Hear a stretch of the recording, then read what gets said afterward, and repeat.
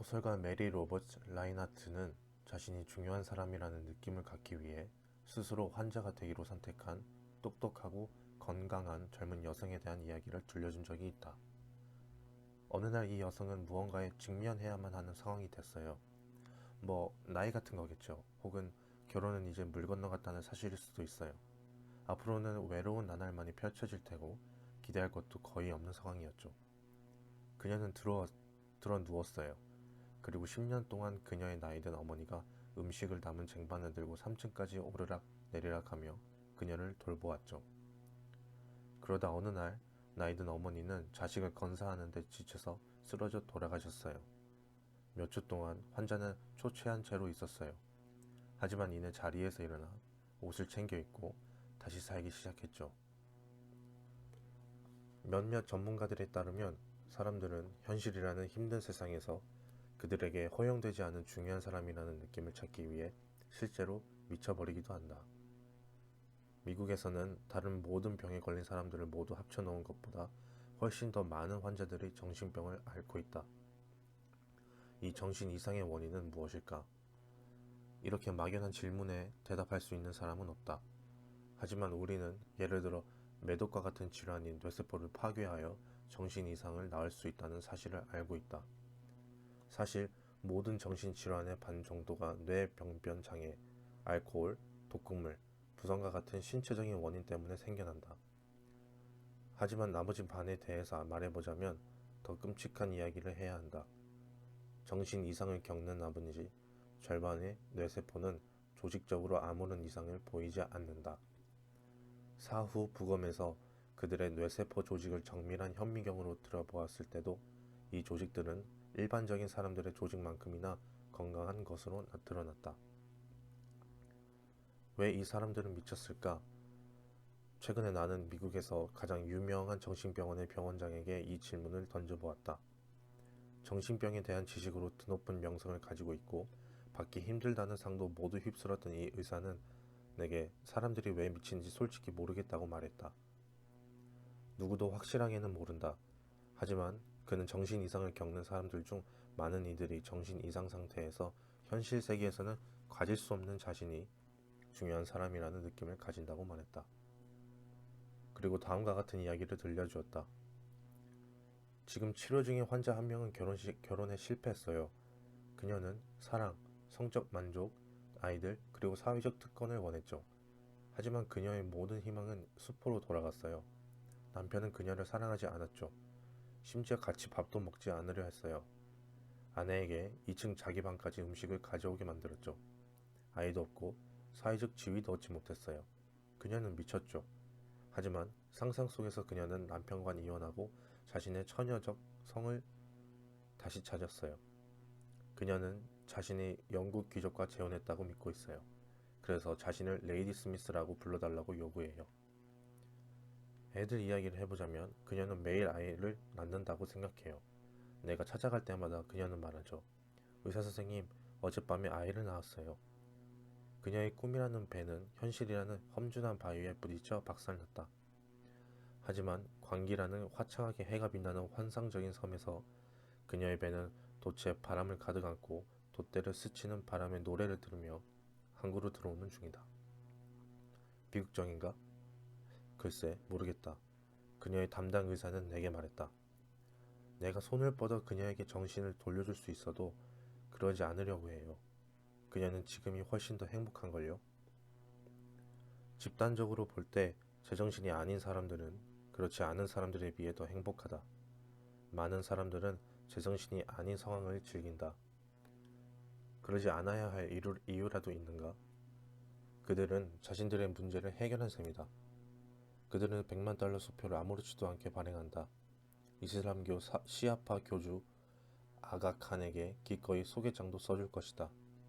그들은 자신들이 만든 꿈의 세계에서 그토록 원했던 자신이 소중히 여겨진다는 느낌을 발견했다. 몇몇 사람들이 자신이 소중하다는 느낌을 너무나 갈구한 나머지 그것을 얻기 위해 실제로 미치기까지 한다는 점을 감안하면 이렇게 많은 사람들이 미칠 정도로 갈구하는 것을 진심으로 인정해 줄 때 어떤 기적이 일어날 수 있을까 상상해 보자. 내가 아는 한 내가 하는 한 1년에 100만 달러의 급여를 받았던 사람은 역사상 단 2명뿐이다. 월터 크라이슬러와 찰스 슈와브스다. 앤드류 카네기는 왜 슈와브에게 1년에 100만 달러, 하루로 따지면 3,000달러 이상의 돈을 주었을까? 슈와브가 천재였기 때문이었을까? 그렇지 않다. 슈와브가 다른 그 어떤 사람보다 철강 제조에 대한 지식이 많아서였을까? 말도 안 되는 이야기다.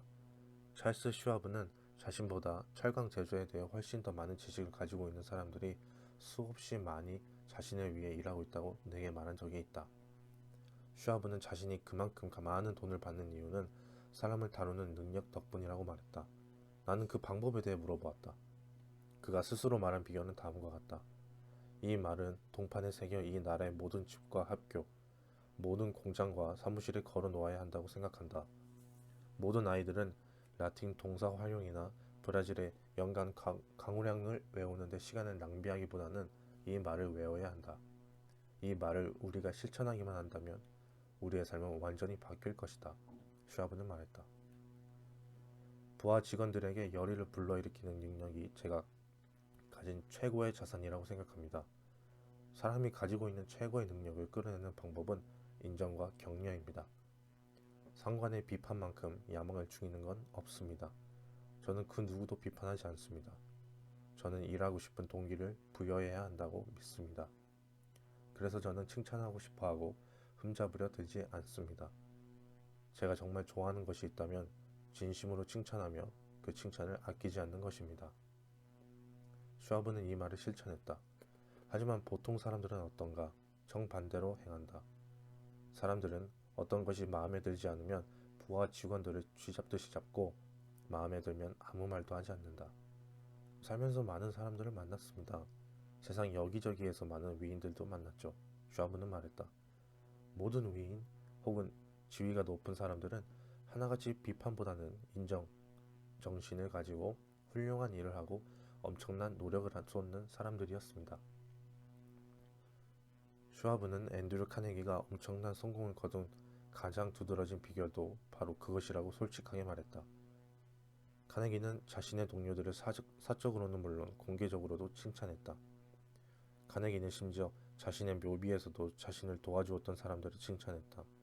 그는 스스로 묘비명을 썼는데 그 내용은 다음과 같다. 여기에 자신보다 훌륭했던 사람들과 잘 지내는 방법을 알고 있던 사람이 묻혀있다. 진심에서 우러나온 인정이야말로 록펠러가 다른 사람들을 잘 다룰 수 있었던 비결이었다. 예를 들어보자. 그의 파트너 중 하나인 에드워드 T. 베드포드가 실수를 저질러 남미에서 잘못된 구매를 하여 100만 달러 이상을 날렸을 때였다.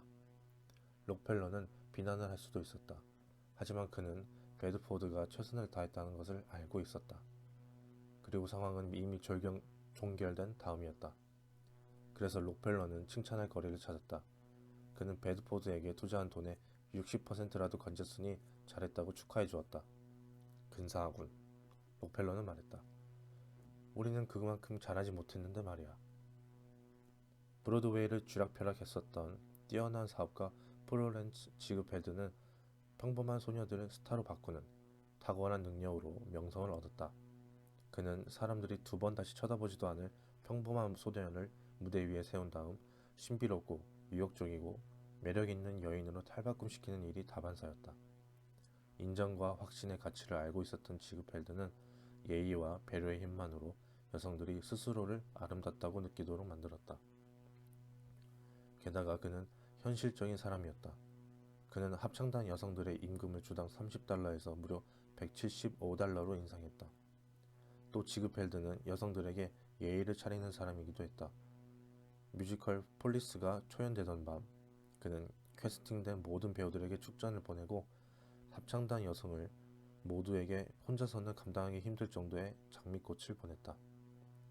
배우 알프레드 렌트는 빈에서의 재회라는 영화에서 내가 가장 원하는 것은 나의 자존심을 키워줄 자양분이다 라고 말했다.